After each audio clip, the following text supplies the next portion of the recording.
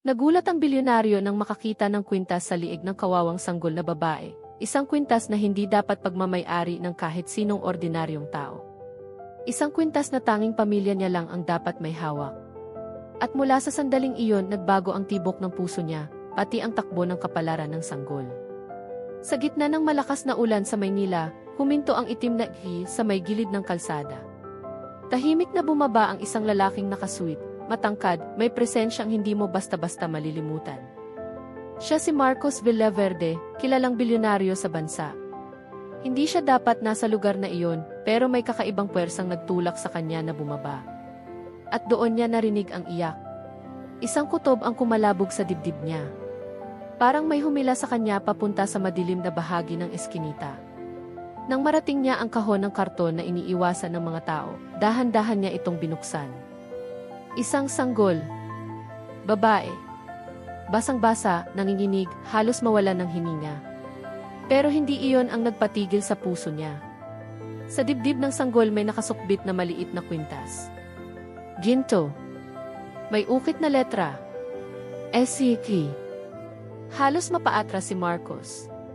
Iyon ang eksaktong disenyo ng kwintas na tanging mga tagapagmana lang ng angkan nila ang dapat magkaroon.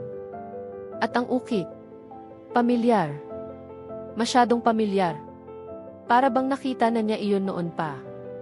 Habang tinititigan niya ang sanggol, may biglang kumirot sa puso niya, isang takot, isang pag-aalinlangan, at isang tanong na ayaw niyang itanong. Sino ang nag-iwan sa batang ito? At bakit dala niya ang kwintas ng pamilya Villaverde? Napakunot ang noo ni Marcos nang mapansin niya ang maliit na tela na nakabalot sa sanggol. Marumi pero may nakasulat. Patawad. Hindi ko siya kayang protektahan. Sa pamilya mo lang siya ligtas. Nanlamig ang mga kamay ni Marcos. Walang nakakaalam ng mga sikreto ng pamilya niya, lalo na ang tungkol sa sanggol na matagal nang pinaghihinayangan ng kanyang puso noong kabataan pa niya. May biglang kaluskos mula sa likod. Napalingon siya. May babaeng nanghihina, basang-basa ng ulan, tila pagod na parang ilang araw nang hindi natutulog. Nakatitig ito sa kanya, nanginginig ang labi. Sir, wag niyong kunin ang bata. Hindi niya naiintindihan, hinahanap siya ng mga taong may masamang balak. Kung makikita nila kayong kasama ang batang iyan pati kayo mapapahama. Umigting ang panga ni Marcos. Sino ka? Malamig ngunit nanginginig ang boses niya. Hindi ako ang tunay niyang ina, bulong ng babae. Ako lang ang inutusan para itakas siya. Pero huli na sila nang malaman kong anak pala siya ng isa sa pinakamakapangyarihang tao sa bansa. Mas lalong bumigat ang tingin ni Marcos sa sanggol. Anak ng isang makapangyarihan o anak ko? Hindi nakasagot ang babae, pero kumislap ang takot sa mga mata nito, takot na nagsasabing. At bago pa man niya mapigilan ang sarili, inabot niya ang sanggol at mahigpit itong niyakap. Narinig niyang muli ang mahinang tinig ng babae. Pakiusap, sir, kung sino man ang tunay niyang ama, kailangan niyong itago ang bata. Hanggat kaya niyo, hanggat buhay pa kayo.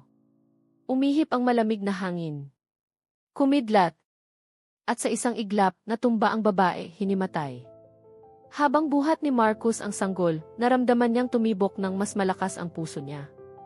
Parang may biglang bumalik na mga alaala, mga bagay na matagal niya nang ibinaon.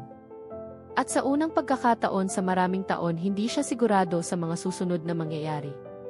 Pero isang bagay ang malinaw. Hindi niya iiwan ang sanggol. Hindi ngayon. Hindi kailanman. At dito nagsisimula ang delikadong sikretong babaligtad sa buong buhay ng bilyonaryo. Kumakabog ang dibdib ni Marcos habang buhat-buhat ang sanggol. Ramdam niya ang lamig ng ulan, pero mas malamig ang gumapang na takot sa likod niya nang marinig niya ang paparating na yabag, mabilis, mabigat, at hindi ordinaryong lakad ng mga taong nagtatago sa dilim. Mabilis niyang itinabi ang sanggol sa kanyang dibdib, tinakpan ng coat niya, at lumingon sa babae na nawalan ng malay. Wala siyang oras para buhatin ito. Pero hindi niya kayang iwan. Marcos, bulong ng boses sa likod niya. Pamilyar. Matagal na niyang hindi naririnig. Dahan-dahan siyang tumalikod. Sa ilalim ng poste ng ilaw, lumitaw ang isang lalaking nakaitim, nakasuot ng leather gloves. Matangkad. May tikas ng sundalo. At ang ngiti nito masyadong mapanganib. Matagal kitang hinintay, sabi ng lalaki. Sandro, malamig na sagot ni Marcos. Hindi ko inakalang bababa ka sa ganitong klaseng lugar. Napangisi si Sandro at tumingin sa sanggol na nakayakap sa dibdib ni Marcos. Akala ko ba wala kang kahinaan? Hindi kumibo si Marcos, pero mas hinigpitan niya ang paghawak sa bata. Hindi mo naiintindihan, sabi niya. Hindi mo dapat lapitan ang sanggol na to. Naiintindihan ko, bulong ni Sandro, lumalapit ng dahan-dahan na para bang nag-aabot ng kamatayan. Dahil kung totoo ang chismis, may dugo ng Villaverde yang batang yan. At alam mo kung gaano kahalaga sa amin yan. Hindi mo siya makukuha. Tumigil si Sandro sa 3 hakbang mula sa kanya. Tumingala ito sa madilim na langit at tumawa ng mahina. Ang problema, Marcos, hindi ikaw ang haharangsakin. Mula sa likod ni Sandro, lumitaw ang 4 pang lalaki, mga nakaitim din, may buhat na kagamitan, at halatang sanay sa pagkuha ng mga tao ng walang ingay. At sa mga sandaling iyon, nagising ang babae sa lupa. Sir, sigaw niya, paos ang boses. Nakita nila tayo, tumakbo kayo. Please. Hindi nila kayo titigilan hanggat hindi nila nakukuha ang bata. Bago pa man makakilos si Marcos, mabilis na kumilos si Sandro. Isang kumpas, at lumapit ang isa sa mga tauhan nito upang sunggaban ang sanggol. Pero mas mabilis si Marcos. Isang madiin na siko sa panga ng unang lalaki. Isang mabilis na hakbang para umiwas sa ikalawa. Naramdaman niyang kumirot ang dating pinagtataguan niyang galit. Matagal na itong nakatulog, pero ngayong narito ang bata, muling nagising. Ayoko ng karahasan, mariing bulong niya, pero hindi ko kayo hahayaang kunin siya. Talaga, sabay dukot ni Sandro ng baril. Ito, pwede ba yan pigilan ng salita? Sa pag-angat ng baril, naramdaman ni Marcos ang pagsikip ng mundo. Narinig niyang muling umiyak ang sanggol, mahina pero malinaw. At sa tunog na iyon, parang may tumama sa puso niya na nagpabaliw ng lahat ng pangamba. Mabilis niyang tinakpan ang sanggol ng katawan niya. Isang putok. Mabilis. Malakas. Sumabog ang tunog sa iskinita. At sa lahat ng oras na maaari siyang tamaan. Hindi siya ang bumagsak. Isang anino ang humarang. Isang sigaw ang umalingaw-ngaw. At ang babaeng nagligtas sa sanggol, ang tumama sa lupa, duguan ang balikat. Hindi't bulong ni Marcos, nanginginig ang boses. Napangisi si Sandro, itinutok muli ang baril. Mas madali pala to kaysa ini. Pero bago pa niya matapos ang salita, isang dumadagundong na tunog ang pumunit sa ere. Isang itim na sasakyang biglang sumulpot sa dulo ng eskinita. May nakakasilaw na ilaw at makina na parang naghahamon ng labanan. Kumabog palalo ang dibdib ni Marcos. Kilala niya ang sasakyang iyon. Kilala niya ang driver. At kung tama ang iniisip niya, mas lalo pang lalalim ang gulong papasok sila. At dito nag-umpisa ang tunay na labanan para sa buhay ng sanggol at sa mga sikreto ng pamilyang Villaverde. Tumilamsik ang ilaw mula sa dumating na sasakyan, halos lamunin ang buong eskinita. Napaatras si Sandro, napapikit sa sobrang liwanag. Ang baril na nakatutok sana kay Marcos ay bahagyang bumaba. Dahan-dahang bumukas ang pinto ng sasakyan. Isang lalaking nakaitim na coat ang bumaba, matangkad, matikas, at may presensya na parabang otoridad ang dala ng bawat hakbang. Hindi ito kasing bruskong kagaya ni Sandro, iba ang aura. Mas malamig. Mas kalkulado. Mas mapanganib. Marcos, sabi ng lalaki, hindi nagtataas ng boses pero sapat para tumigil ang lahat. Napalunok si Marcos. Sir Damian ni. Sa unang pagkakataon mula nang magsimula ang kaguluhan, biglang nagbago ang ihip ng hangin. Kahit si Sandro, na kanina ay mayabang, ay sandaling natigilan. Kilala niya rin ang lalaking iyon. Sino ba naman ang hindi makakakilala? Ang tagapagmana ng pinakamalaking conglomerate sa bansa. Ang lalaking halos hindi lumalabas sa publiko. Ang mismong taong kinatatakutan ng maraming pamilya, kasama na ang pamilya ni Sandro. Damian Villaverde. Tumingin si Damian sa sanggol sa bisig ni Marcos. Kumunot ang noo niya, pero mahirap basahin ang ekspresyon. Ibigay mo siya sa akin, malamig niyang sabi. Hindi pwede, sagot ni Marcos, hindi kumukurap. Napahinto si Damian, bahagyang nag-angat ng kilay, parang hindi sanay may tumatanggi sa kanya. Bakit hindi? Humigpit ang hawak ni Marcos sa bata. Dahil may nagbuwis ng buhay para protektahan siya. At dahil may taong gustong kunin ang bata, hindi ko maibibigay iyon kahit kanino, kahit pa sa isang Villaverde. Sa gilid, nakataas pa rin ang baril ni Sandro, pero halata ang pag-aalinlangan. Kahit siya, hindi makapangahas magpaputok sa presensya ni Damian. Biglang yumuko si Damian, mas malapit ang tingin sa mukha ng sanggol. Ilang sandali niyang tinitigan ang kwintas. Yung maliit na pendant na may kakaibang marka. At doon unti-unting nanigas ang panga niya. Marcos, mahina pero matalim ang boses ni Damian. Saan mo nakuha ang batang yan? Tumingin si Marcos sa sugatang babae. Hindi sa akin galing ang bata. Siya ang may dala. Nanginginig ang babae habang pinipigilan ang pag-agos ng dugo sa balikat. Pero pilit siyang umiti nang makita si Damian. Si Ma'am Celestine pinapahanap kayo, bulong niya. Sinabi niyang kapag may dumating na panganib dalhin ko ang sanggol sa taong pinakaayaw lapitan ng mga Villaverde. Napatingin si Damian gulat. At sino naman yon? Tumingin ang babae kay Marcos.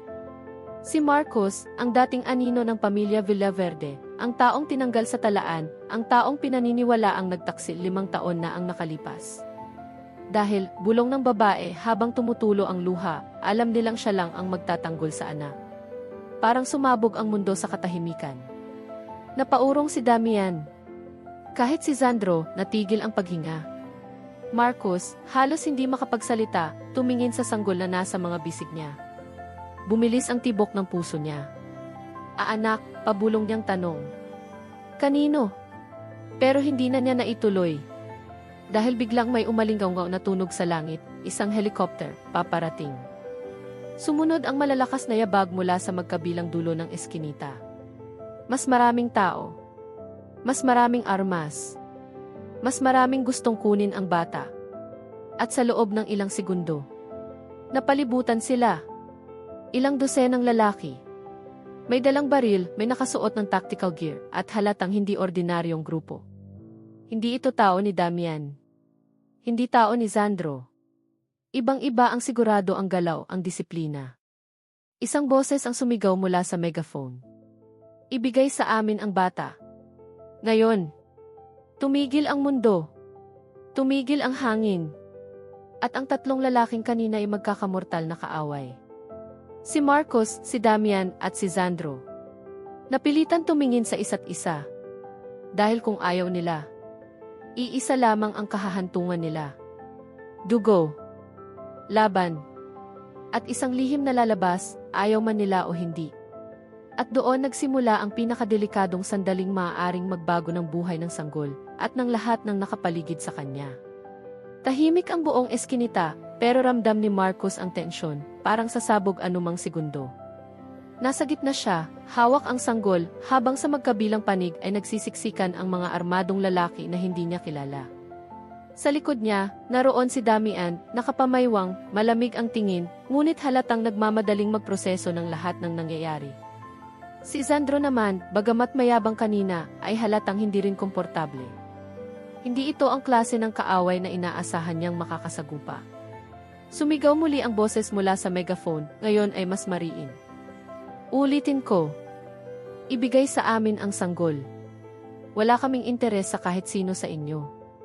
Ang bata lang. Umiling si Marcos, mahigpit ang kapit sa bata. Hindi ko kayo kilala. Hindi ko siya ibibigay. Nagmura ang isang lalaki sa harapan at sabay-sabay na umangat ang mga baril. Hindi na ito banta, handa silang umatake. Sa likod, narinig ni Marcos ang bahagyang ingay ng metal. Si Damian, nagtatanggal ng relo at inilalagay sa bulsa isang tahimik na senyales na papasok siya sa laban kung kinakailangan. Marcos, bulong ni Damian, hindi tumitingin sa kanya. Kung ano man yang hawak mo, mas malaki pa riyan ang gulo kaysa sa iniisip mo. Napangiti si Marcos ng pilit. Hindi ko naman sinabing madali to. Mabilis na tumigil ang pag-uusap nila nang biglang lumapit ang isa sa mga tauhan. Hakbang lang ang pagitan, nakaangkla ang baril sa balikat niya. Pero bago pa man makagalaw ang lalaki, humarang si Sandro, ay hawak ng patalim at idinikit sa liig ng unang susugod. Huwag niyo kaming subukan, sabi ni Sandro, mas malakas kaysa kanina. Hindi rin ako papayag na basta nyo lang kukunin ang batang yan. Napatawa ang tauhan pero walang saya. ₱1 billion project yan, kaibigan. Hindi nyo pwedeng pigilin. Project. Hindi bata. Hindi tao. Project. Mas lalong kumunot ang noo ni Marcus at ngayon ay pati si Damian ay tila napatigil sa salitang iyon. Anong ibig mong sabihin? Malamig na tanong ni Damian. Ngumiti ang tauhan, isang ngiting kayang magbigay ng masamang balita. Hindi kayo kasama dito. Hindi kayo dapat nakialam. Pero dahil nandito na kayo, mas madali kong ibibigay nyo ang sanggol. Hindi namin kayo kailangang saktan. Hindi sila sumagot. At doon muling nagsalita ang babae, ang sugatang nagligtas sa sanggol. Kahit nanghihina, pilit niyang inangat ang ulo. Hindi niya naiintindihan, hindi siya proyekto, hindi siya pag-aari ng kahit sino, nanginginig ang boses niya. Belinda iyan ang pangalan niya at siya ang tanging pag-asa ng mga Villaverde. Nanlamig si Damian. Pag-asa, bulong niya. Anong ibig sabihin ng tanging pag-asa? Pero bago pa man masagot ng babae, isang putok ang umalingaungaw. Hindi galing kay Sandro. Hindi galing sa grupo. Galing sa itaas, mula sa isang sniper, nakapwesto sa rooftop. Napayuko si Marcus at tinakpan ang sanggol, mabilis na tumakbo patungo sa pinakaligtas na lugar na makikita niya. Sumunod si Sandro, naghahabol ng galaw. Si Damian, walang alinlangan, ay lumuhod at hinila ang sugatang babae palayo sa linya ng putukan. Nagkagulo ang mga armadong tauhan, nagsitakbo, nagsilayo, naghanap ng bagong posisyon. May ibang grupo pa, sigaw ni Sandro. Hindi kumibo si Damian. Pero ang tingin niya ay mas malalim, mas madilim kaysa kanina. At mukhang hindi tayo ang target, bulong niya. Kundi ang sanggol mismo. Sa itaas ng building, may maririnig na yapak, mabilis, tiyak at papalapit. At sa unang pagkakataon simula nang magsimula ang lahat, nakaramdam si Marcus ng kilabot na hindi niya alam kung paano haharapin. Hindi lang pala sila sinusundan. May mas malaki pa, mas makapangyarihan, at mukhang mas determinado kaysa kahit sino sa eskinita. At habang inuuga ng takot ang dibdib ni Marcus, isang malamig na hangin ang dumampi sa batok niya, isang presensyang papalapit. Isang babae. Nakaitim. Nakatalukbong, at maihawak na dokumentong nakasil sa pulang wax. Dahan-dahan itong lumakad, walang sinuman ang makalapit o makahahadlang. Tumingin siya kay Marcus. Atin niyang sanggol, anya, malamig. At kung ayaw mong may mamatay pa, ibigay mo siya ngayon. Pero hindi niya alam na si Marcus ay hindi kailanman tumatakbo laban sa panganib. At hindi niya binibigay ang ipinagkatiwala sa kanya. Hindi kailanman. At sa sandaling iyon, nagbago ang ihip ng hangin at nagsimulang lumabas ang pinakamalaking sikreto ng pamilya Villaverde. Nanlamig ang paligid habang papalapit ang babaeng nakatalukbong. Kahit walang arma sa kamay niya, ramdam ni Marcus ang mabigat na presensyang dala nito. Parang bawat hakbang ay may kasamang banta na hindi mo makikita, pero mararamdaman mo hanggang buto. Tumigil siya sa tapat ni Marcus, ilang pulgada lang ang pagitan nila. Ang sanggol, si Belinda, ay tila nakaramdam ng kakaibang presensya at biglang kumapit sa damit ni Marcus, umiiyak ng mahina. Huwag kang matakot, bulong ni Marcus, halos marinig lang ng bata. Hindi kita ibibigay. Gumuhit ang ngiti sa ilalim ng talukbong ng babae, isang ngiting walang init, walang pakialam, halos hindi tao. Mali ang desisyon mo, sabi niya. Hindi mo alam kung ano ang hawak mo. At hindi mo rin alam kung gaano karaming tao ang handang pumatay para sa kanya. Alam ko, sagot ni Marcus, hindi kumukurap. At handa akong harapin silang lahat. Napangisi ang babae. Kahit kami. Tumango si Marcus. Kahit sino. Pero bago pa makasagot ang babae, biglang sumugod si Sandro, hawak ang patalim sa likod niya. Mabilis ang galaw, walang pag-aalinlangan, tila desperadong tapusin ang panganib. Pero bago pa sumayad ang talim, biglang naglaho ang babae sa harapan nila, parang usok na tinanggay ng hangin. Tumigil si Sandro, nagulat. Ano iyon? Isang malamig na boses ang sumagot mula sa kanilang likuran. Mahina. Lumingon sila, naroroon na uli ang babae, hawak ang braso ni Sandro, at bago pa man ito makapalag, isang mabilis na bitaw ang ginawa niya. Crack! Napadaing si Sandro at napaluhod, hawak ang nabali niyang braso. Hindi ako dumating para makipaglaban, mahina ngunit matalim na sabi ng babae. Nandito ako para kunin ang dapat naming kunin. Nayangat ni Damian ang tingin, desidido, malamig pero maihalong pagkabahala. Teka, ano ba talaga kayo? Hindi kayo tauhan ng kahit anong kilalang grupo. Wala kayong insignya. Wala kayong marka. Tumawa ng mahina ang babae. Tama ka. Hindi kami kilala. At hindi pa dapat. Inangat niya ang pulang sealed na dokumento. At doon biglang nagbago ang ekspresyon ni Damian. Lumawak ang mata niya. Nanigas ang panga.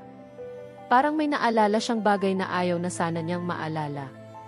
At kung tama ang iniisip ko, bulong ni Damian, hindi dapat hawak niyo yan. Dahil patay na dapat ang buong sangay ng organisasyong iyan. Tumawa ang babae, malumanay pero nakakatindig balahibo. Akala mo lang. Tumayo si Marcos, ramdam ang bigat ng sitwasyon, pero hindi nagpatinag. Ano na kailangan niyo kay Belinda? Tumikhim ang babae, at sa unang pagkakataon, tumingin siya diretso kay Marcos, hindi bilang kalaban, kundi parang sinusukat siya, binabasa ang bawat hibla ng tapang sa loob niya. Kailangan namin siyang dalhin sa lugar kung saan siya dapat lumaki, sagot nito. Dahil kapag nagising ang dugo niya, naputol ang sasabihin niya nang biglang lumakas ang iyak ni Belinda. Ngunit hindi iyon pangkaraniwang iyak. Ang hangin sa paligid ay biglang lumamig. Ang mga ilaw sa eskinita ay nag-fluctuate, parang mawawala ang kuryente. At ang lupa mismo ay bahagyang umuga. Napatigil ang lahat. Kahit ang mga tauhan na kanina ihandang pumatay ay napaatras. Si Sandro, kahit halos hindi makagalaw sa sakit ng braso, ay napatingala, takot na hindi niya maipaliwanag.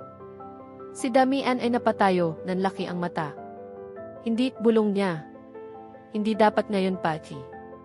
At ang babae, ang misteryosong nilalang na kanina'y puno ng kumpiyansa, ay biglang natigilan, parang siya mismo ang nagulat sa nangyari. It's too early, bulong niya. Hindi pa siya dapat nagre-react. Nilingon niya si Marcos, ngayon ay maseryoso, mas mabigat ang tingin. Kailangan mong ibigay sa amin ang bata ngayon din kung hindi. Pero hindi na siya nakapagsalita. Dahil biglang tumigil ang lupa. Tumigil ang hangin. Tumigil ang lahat. At si Belinda, ang sanggol sa braso ni Marcos. Tumigil sa pag-iyak. At tumingin diretso sa babae. Isang tingin ng sanggol. Na parang may alam. At doon nagsimulang lumutang ang maputlang liwanag sa kwintas sa lid niya. Maliit. Mahina. Pero sapat para baguhin ang kapalaran ng lahat ng naroon. At habang lumiliwanag ang kwintas, may isang pangalan ang biglang bumulong sa isip ni Marcos, hindi niya alam kung saan nanggaling. Isang pangalan na parang galing sa napakalayong nakaraan. At doon niya na-realize, hindi ordinaryong bata si Belinda. Hindi rin simpleng kwintas ang suot niya. At ang gulong kinasasangkutan nila. Hindi lang tungkol sa pamilya Villaverde. Mas malaki. Mas malalim. Mas delikado. At doon nagsimula ang totoong kwento ni Belinda, at ang dahilan kung bakit minamatyagan siya ng mga nilalang na hindi dapat umiiral sa mundo. Sa sandaling lumakas ang liwanag mula sa kwintas ni Belinda, parang nagbago ang timpla ng hangin. Hindi na ito simpleng malamig maihalong panginginig na dumadagundong, na para bang galing sa pinakapuso ng lupa. Si Marcos, kahit sanay sa panganib, ay napaatras ng bahagya. Si Damian ay napahawak sa noo, halatang may biglang sumagi sa isip niya, isang alaala o babala na matagal na niyang nililimot. Si Sandro, kahit pilit bumabangon, ay nanatiling nakaluhod, parang may pumipigil na puwersa sa pag-angat niya. Ang babaeng nakatalukbong, na kanina ay kayang humarap sa kanila nang hindi man lang kumurap, ay ngayon nakatitig kay Belinda na may halong pag-aalala at pagkagulat. Hindi ito karaniwang reaksyon. Hindi ito galit. Hindi rin ito tuwa. Ito ay takot. Hindi pwede to, bulong niya. Hindi pa dapat gising ang marka. Naglakad si Damian palapit, mabagal ngunit may bigat ang bawat hakbang. Sabihin mo sa amin, mariin niyang tanong, ano ba talaga ang meron sa bata? Bakit ganyan ang kwintas? Ano ang tinatago ni Celestine? Pero hindi siya sinagot ng babae. Dahil bigla siyang napalingon sa itaas, parang may naramdaman siyang paparating na mas mabigat pa sa anumang banta kanina. At doon nila narinig ang kakaibang tunog. Hindi helicopter. Hindi drone. Hindi kots. Parang pagaspas ng malaking pakpak. Mabagal. Mabigat. At hindi mula sa mundo ng tao. Nagtinginan ang mga armadong tauhan na kanina ihandang makipagsagupaan. Hindi nila alam kung anong tunog iyon, pero halatang hindi sila handa harapin iyon. Anong nangyayari? Sigaw ng isa sa kanila. Walang sumagot. Hanggang sa biglang lumiwanag ang buong eskinita, hindi galing sa ilaw ng kotse o flashlight. Liwanag na tila galing sa itaas, sumasayaw, kumikislap. At unti-unting bumaba ang isang aninong napakalaki. Hindi hulma ng tao. Hindi hulma ng ibon. Isang nilalang na ang hugis ay halos hindi maipinta ng utak ng tao. Tila kombinasyon ng sinaunang anyo at modernong teknolohiya, may pakpak na parang metal, pero ang galaw ay parang buhay. Napatras si Damian, halos hindi makahinga. Hindi impossible. Akala ko kwento lang yon. Napahawak si Marcos sa sanggol, ngayon ay nanginginig hindi sa takot sa nilalang, kundi dahil ramdam niyang konektado ito kay Belinda. Ang kwintas sa liig ng bata ay mas tumindi ang liwanag, parang tumutugon sa presensya ng nilalang. Ang nilalang ay dahan-dahang bumaba, at nang halos lumapat na ang pakpak sa ere, nagbago ang anyo nito, unti-unting nagiging tao. Isang lalaki, matangkad, nakabihis ng kakaibang uniforme na hindi modernong militar, hindi rin sinaunang kasuotan. Parang kombinasyon ng dalawang panahon. Nang tumapak siya sa lupa, napaatras ang lahat, kahit ang misteryosong babaeng nakatalukbong ay tila nawala ang kumpiyansa. Ang lalaki ay lumapit kay Marcos at tumingin sa sanggol. Sa wakas, sabi nito, monotono pero may bakas ng paghanga. Nagising na ang dugo. Lumapit si Damian, lumulunok ng takot pero walang umatras sa tapang. Sino ka? Tanong niya. Tumingin ang lalaki kay Damian, malamig at diretsyo. Ako ang bantay na nilagay sa angkan ni Celestine, maraming henerasyon na ang nakalipas. Napakurap si Damian. Henerasyon? Paano? Pero hindi na siya sinagot. Ang lalaki ay lumapit kay Marcos, bahagyang yumuko, at tumingin sa sanggol na si Belinda na parang nakikita ang hinaharap sa kanyang mga mata. At ikaw, sabi ng lalaki kay Marcos, ay hindi aksidente sa kwento niya. Matagal ka nang pinili. Hindi nakaimik si Marcos, tanging ang mahigpit na paghawak sa bata ang nagawa niya. At ang huling sinabi ng lalaki ay nagpatigil sa lahat. Dahil ang sanggol na hawak mo ay ang magiging huling tagapag-ingat ng dalawang mundo. Nanigas si Marcos. Si Damian ay nanahimik. Si Sandro ay halos hindi makahinga. At ang misteryosong babae ay napaatras, para bang ngayon lang niya naunawaan kung gaano kalaki ang nilalabanan nila. At bago pa sila makapagtanong ng kahit ano, biglang tumingin si Belinda kay Marcos, ngumiti. At muling lumiwanag ang kwintas. Nang mas maliwanag pa sa unang beses. Isang liwanag na nagdudugtong ng dalawang mundong hindi nila alam na umiiral. At doon nila napagtanto, hindi ito basta pagtakas. Hindi ito basta pagtatago. Ito ay simula ng isang digmaan na hindi nila pinili pero sila ang nasa gitna. Saglit na napahinto si Marco habang nakatitig kay Elena, na noon ay tila nanginginig na sa kaba at lamig, pero sa likod ng takot niya ay mailakas, isang tapang na hindi niya napansin noon. Marco, mahina niyang tawag, hindi ko alam kung maniniwala ka pero hindi ko siya iniwan para sa sarili kong kagustuhan. Lumunok si Marco, ramdam ang bigat ng sasabihin nito. Kung ganon, halos paos ang boses niya, sino ang nag-utos sa'yo? Napayuko si Elena, mahigpit na pinipisil ang laylayan ng damit niya, saka dahan-dahang tumingin muli. May luha nang namumuo sa gilid ng mata niya. Si Tita Celia, mahina ngunit malinaw. Sinabi niyang kung hindi ko ibibigay ang bata sa kanya, sasaktan kanya. At kaya niyang gawin iyon. Tumigil ang paligid. Parang huminga ang buong mundo ng sabay. Tita Celia, bulong ni Marco, halos hindi makapaniwala. Ang pinakakilala kong pinakamatapat sa pamilya namin. Hindi mo kilala ang totoo niyang mukha, sagot ni Elena, nanginginig ang labi. Noong ipinanganak ko ang bata, may hawak siyang papeles. Sinabi niyang ilalayo niya ako sa'yo at kunin ang bata dahil pag-aari daw iyon ng pamilya niyo at dapat lumaki sa paraang siya ang may kontrol. Nanlamig ang buong katawan ni Marco. Bakit hindi mo sinabi sa akin noon? Napapikit si Elena sa sakit. Tinakot niya ako, Marco. Araw-araw. At noong nalaman niyang nagbabalak akong tumakas kasama ang anak natin, pinuntahan niya ako sa ospital. Tinuruan niya ako ng mga sasabihin sa'yo kung sakali mang magtanong ka. Naramdaman ni Marco ang init ng galit sa dibdib, hindi kay Elena, kundi sa ginawang panlilinlang ni Celia at sa lahat ng panahong nawala sa kanya. Kaya pala, bulong niya, kaya pala may kwintas ang bata. Kaya pala nakangiti siya kahit iniwan dahil iniwan mo siya kasama ang isang bagay na makakabalik sa akin. Elena tumango, halos hindi makapagpigil.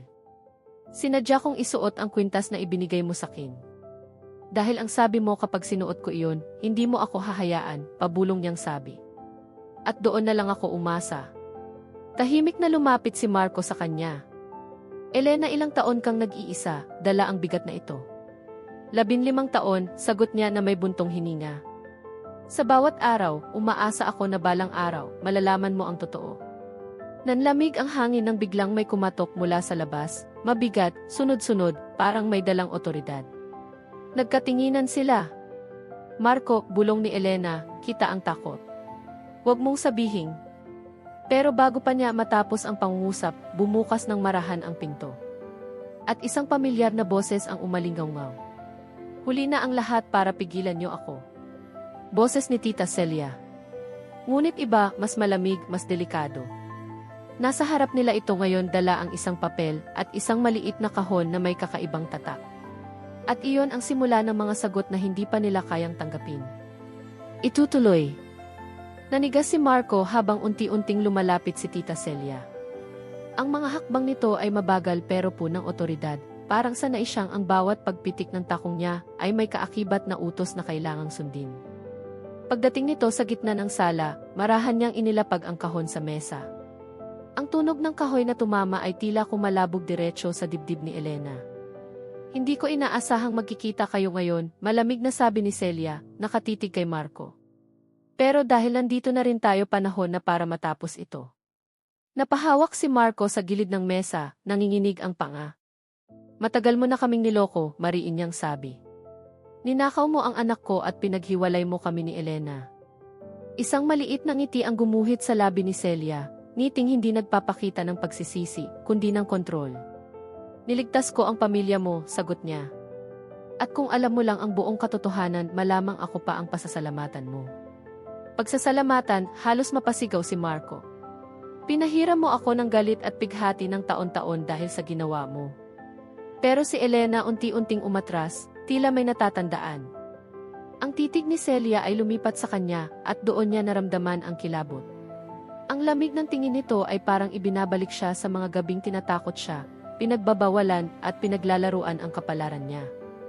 Hindi ka dapat bumalik dito, Elena, malamig na sabi ni Celia. Hindi mo dapat ginulo ang ayos na. Ginulo, bulong ni Elena, nanginginig ang labi. Ikaw ang sumira sa buhay namin. Huminga ng malalim si Celia, saka binuksan ang kahon. Sa loob nito ay mailumang envelope, isang EST, at isang maliit na kulay puting bracelet ng sanggol na may nakaukit na initials. F.L. Shea. Napakapit si Marco sa upuan, parang naubusan ng hangin. Bracelet ng anak natin, mahina niyang bulong. Ngunit bago niya pa ito maabot, mabilis na sinara ni Celia ang kahon. Huwag muna, matatag niyang sabi. Hindi pa kayo handa. At bakit mo hawak ang lahat ng yan, sigaw ni Marco. Dahan-dahan siyang umupo, parang iyon ang opisina niya at hindi sala ng lalaki. Tingin mo ba aksidente ang lahat ng nangyari? Tanong ni Celia. Tingin mo ba kinuha ko ang bata because I wanted to? Hindi, Marco. May nag-utos sa akin. May mas mataas, may taong mas dapat mong katakutan. Umikot ang dugo sa katawan ni Marco, ramdam niya ang kilabot na unti-unting gumagapang. Sino? Mariin niyang tanong. Umiti si Celia, ngiting may kalakip na pagkapanalo at sikreto. Ang tunay na may-ari ng anak ninyo. Natahimik ang buong kwarto. Walang huminga. Walang kumurap. At mula sa labas, biglang may umalingaw na tunog ng sasakyan, sunod-sunod, mabibigat, parang konvoy. Nagkatinginan sila. Dumating na siya, sabi Celia, mas malamig pa sa hangin. At sa sandaling iyon alam nilang magsisimula pa lang ang totoong kwento. Nagkibit balikat si Celia, parang wala siyang pakialam sa takot na bumalot kina Marco at Elena. Pero ang ngiti niya, iyon ang nagpatayo ng balahibo ni Elena. Para bang matagal na niyang inaantay ang eksaktong sandaling ito. Mula sa labas, paulit-ulit ang pagbusina ng konvoy. Malalakas, sabay-sabay, parang hindi basta ordinaryong bisita ang dumating kundi isang taong sanay paglingkuran. Unti-unting lumapit si Marco sa bintana, nanginginig ang kamay habang dahan-dahang binubuksan ang kurtina. 3 itim na SUV ang nakapark sa labas, at sa gitna, isang puting luxury car na may tinted windows. Walang plaka. May 2 lalaking nakaitim na suit ang nagbabantay, tila mga bodyguard. Marco, mahina ang boses ni Elena, nanginginig. Sino yan? Huminga ng malalim si Marco, pero wala siyang sagot. Parang nabingi siya sa mga tanong, sa kaba, sa bigat ng sitwasyong hindi niya maintindihan. Si Celia lang ang kalmado. Hindi niyo ba naisip, sabi niya habang inaayos ang buhok, na kung ako ay may kakayahang itago ang anak ninyo ng 15 taon, mas malaki ang taong nasa likod ko. Sino? Hindi na nakapigil si Marco. Bumukas ang pinto ng puting sasakyan. Dahan-dahan, mabigat. At mula roon, lumabas ang isang lalaki, mga 50 ang edad, napakaayos tingnan, nakaitim na coat, at napakapamilyar ang tindig. Napaatras si Elena, instinctively. Kilala mo siya, tanong ni Marco. Hindi sumagot si Elena.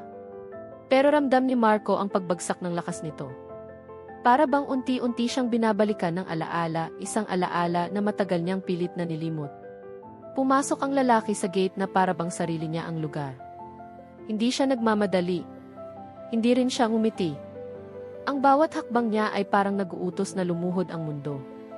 At pagdating niya sa pintuan, tumingin siya diretso kay Elena. Anak, mababa at mariing sabi ng lalaki, matagal kitang hinintay. Parang may sumabog na bomba sa loob ng bahay. Hindi nakagalaw si Elena.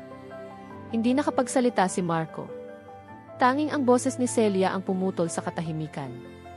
Iyan, sabi niya, nakangiting mapait, ang totoong ama ni Elena. At hindi niya kailanman papayagang mapunta sa iba ang batang ipinaglihi sa dugong iyon. Nanlaki ang mata ni Marco na palingon kay Elena. Anak! Elena, ano to? Ano sinasabi niya?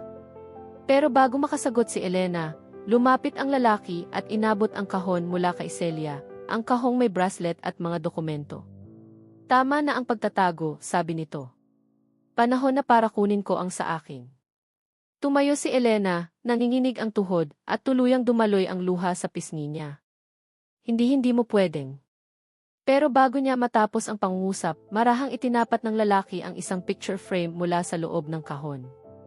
Larawan iyon ng isang sanggol na babae. May kwintas. May bracelet. At nasa magkabilang gilid ng larawan, ang lalaki at si Elena. Ngunit mas ikinabigla nila ang nasa likod, isang pirma na pareho nilang kilala. At ang pangalan ay hindi kailanman inaasahan ni Marco. Kilala niya ang pumirma. At alam niyang nagsisimula pa lang ang lahat. Napaatras si Marco, parang may dumagan na toneladang bigat sa dibdib niya habang nakatitig sa pirma sa likod ng larawan. Hindi iyon basta pirma. Hindi iyon basta pangalan. At ang mismong pagkakasulat nito ay parang kumukot sa lahat ng alaala niya. Hindi imposible to, bulong ni Marco, halos mawala ng boses. Bakit pangalan ng kuya ko to?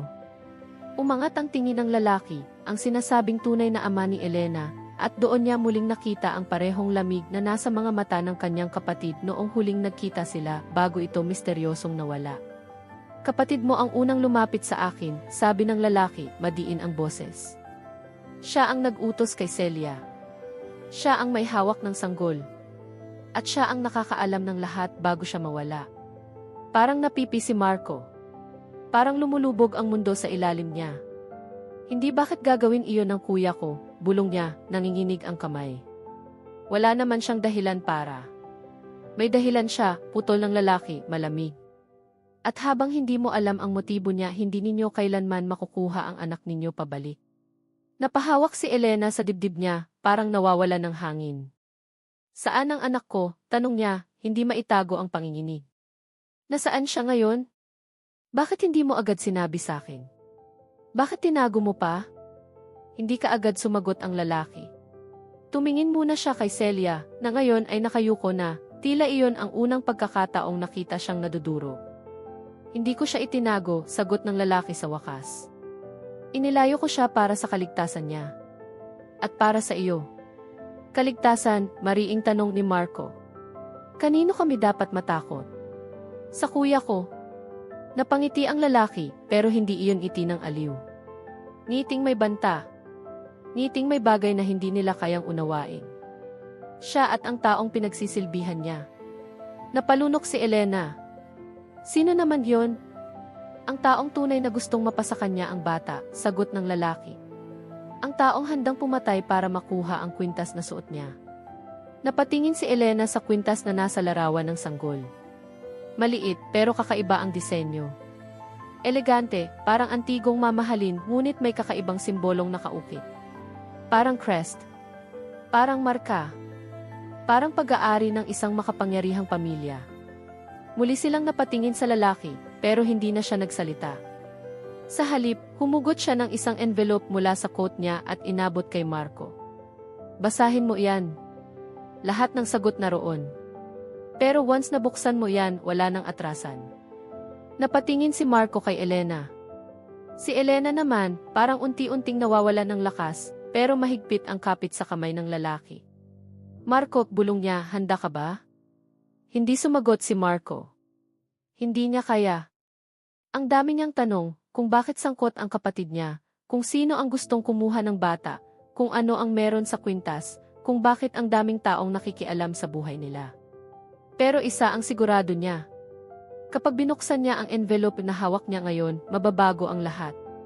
At bago pa niya makapagdesisyon, may biglang malakas na sigaw mula sa labas. Sir!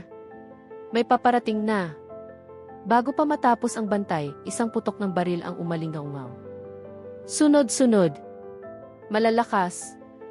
Nakabibingi. Napasigaw si Elena, napayakap kay Marco. Si Marco naman ay agad na tumakip sa kanya, habang nakita niyang dahan-dahang tumayo ang lalaki, walang bakas ng takot, parang sanay na sanay sa ganitong pangyayari. Si Celia ay napapikit, parang alam na niya kung ano ang susunod na mangyayari. Kita mo, Marco, sabi ng lalaki, malamig, mabagal, hindi ako ang dapat ninyong katakutan.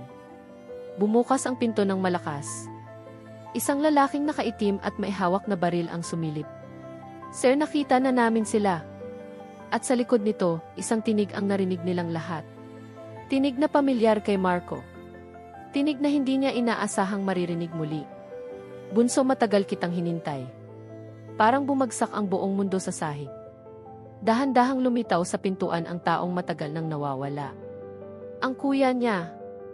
At sa tingin nito, may galit, may put, at may layuning hindi nila gugustuhing malaman. Narinig ni Marco ang sariling paghinga, mabilis, mabigat, parang hinahabol ng nakaraan. Hindi siya makapaniwala sa nakikita. Ang kuya niyang matagal nang nawawala nakatayo ngayon sa mismong pintuan ng bahay niya. May hawak na baril, may kasamang armadong lalaki, at ang tingin nito ay parang matagal nang nag-aapoy sa loob. Kuya, mahina niyang tawag. Bakit? Ano nang ginawa mo? Ngunit hindi iyon ngiting kapatid ang bumalik sa kanya, kundi ngiti ng isang taong lubog sa kapangyarihan at galit. Bunso, sabi nito, mabagal at malalim, ikaw ang nagkaroon ng lahat. Ng pagmamahal. Ng pangarap. Ng pamilya. Umangat ang baril nito, nakatutok kay Marco. Panahon na para kunin ko kung ano ang dapat ay sakin. Anong kinalaman ng anak namin dito? Sigaw ni Marco. Tumingin ang kuya niya kay Elena, saka sa lalaking tunay na ama nito.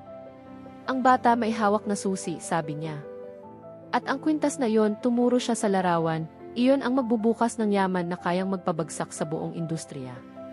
Lumapit ang tunay na ama ni Elena, nakaharap sa kuya ni Marco. Hindi para sa iyo ang susi, malamig na sabi nito. Hindi ka chosen here. At hindi ikaw ang may karapatan sa dugo. Tumawa ang kuya ni Marco, ngiting puno ng pangungutya. Bloodline, anito. Kung alam niyo lang mas malalim pa rito. Matagal ko nang alam ang totoo. Matagal ko nang alam kung sino ang may dugong iyon. Nilingon niya si Elena at ang mga mata nito ay puno ng pagkasuklam. Elena, sabi niya, alam mo bang ikaw pala ang ipinangakong tagapagmana? Kahit wala kang alam, kahit lumaki kang salat, ikaw ang may hawak ng lahat ng hindi ko nakuha. Nanginig si Elena. Hindi ko kailangan ng kayamanan. Anak ko lang ang gusto ko. Sakto, sagot ng kuya ni Marco dahil siya ang kailangan ko. Nag-init ang dugo ni Marco. Huwag mong idadamay ang bata. Ngunit bago pa makalapit si Marco, biglang tumutok ang baril ng kuya niya kay Elena. Diyan ka lang, bunso. Isang galaw mo lang, mawawala siya. Pero may hindi inaasahan ang lahat. Si Celia, matagal na tahimik, nakayuko, tila nag-aalangan, ay biglang lumapit mula sa likod, ay hawak na maliit na silver device. Parang EXP na may kakaibang hugis. Huwag kang gagalaw, mura ni Celia sa kuya ni Marco. Kung alam mo lang ni. Lumingon ang kuya, nagulat. Ako ang tunay na may hawak ng operasyon. Hindi ikaw. At bago pa makakilos ang kuya ni Marco, isang malakas na tunog ang sumabog mula sa device, parang stun frequency. Nabulag ang lahat ng ilaw sa paligid, kumislap ang kisam, at napahawak sa ulo ang kuya ni Marco, napasigaw sa sakit. Sa gulat, bumagsak ang baril nito. Si Marco, mabilis na kumilos. Sinugod niya ang kuya niya, pinuruhan ito sa dibdib, hanggang sa tuluyang bumagsak ang lalaki sa sahig. Napatigil ang lahat. Nakahinga si Elena, halos matumba sa pagod. Ang tunay na ama nito ay lumapit at inalalayan siya. Si Marco naman, nakaluhod sa harap ng kuya niya. Kuya, bulong niya, umiiyak. Bakit kailangan humantong dito? Marahang tumingin ang kuya niya sa kanya, mahina, halos wala ng boses. Bunso, hindi ko kinaya. Naglabas ito ng mapait na ngiti. Pinanganak ako para maghirap, ikaw para mahalin. Ikaw may lahat, ako wala. Umagos ang luha ni Marco. Hindi totoo yan, sana sinabi mo lang di. Huminga ng malalim ang kuya niya, pero paubos na ang lakas. Patawad, huli nitong sabi. Hindi ko kayang mawala sa kin ang pangarap ko. At tuluyan nang nawala ng buhay ang kanyang kuya. Tahimik ang buong bahay. Walang nagsalita. Tanging hikbi ni Marco ang naririnig. Pagkaraan ng ilang sandali, lumapit ang lalaki, ang ama ni Elena. Tapusin na natin ito, sabi niya. Ang anak ninyo ligtas. Matagal ko siyang itinago. At ngayon, maaari na siyang ibalik. Nanginig si Elena. Saan siya? Tumango ang lalaki sa isa sa mga gwardiya. Bumukas ang pinto. At pumasok ang isang batang babae, mga 13 o 14 ang edad, may maamong mukha at may suot na parehong kwintas mula sa larawan. Sumigaw si Elena. Anak ko. Niyakap niya ito ng mahigpit, parang hindi nabibitawan kahit kailan. Si Marco ay napaluha rin, yumakap sa kanilang dalawa. Papa, mahina at nanginginig na sabi ng bata. Nayakap nila ito ng buong puso, puno ng luha, takot at wakas. Patawad kung hindi namin agad nahanap ka, bulong ni Marco. Hindi ka na mawawala. Hindi ka na iiwan kahit kailan. Sa unang pagkakataon matapos ang maraming taon, naging buo sila. At si Celia, tahimik siyang lumapit. Pasensya na, sabi niya, nakayuko. Mali ang mga paraan ko pero hindi ko kayo gustong saktan. Gusto ko lang kayong iligtas. Tumingin si Elena, pagod pero tapat. Hindi ko pa kayang magpatawad ngayon, sagot niya, pero salamat dahil sa huli, pinili mo kaming tulungan. Tumango si Celia, saka lumayo, para bang tinapos na niya ang misyon niya. Sa labas, unti-unti nang umaalis ang konvoy. Ang balangkas ng kaguluhan ay napalitan ng katahimikan. At sa loob ng bahay, hawak-hawak ni na Marco at Elena ang kanilang anak. Buong buo. At sa unang pagkakataon, walang humahabol, walang nagtatago, walang panganib. Sila'y pamilya na uli. At dito nagtatapos ang kanilang kwento, hindi sa sakit, hindi sa takot, kundi sa pagtigil ng pagtakbo. At sa wakas, sa pag-uwi.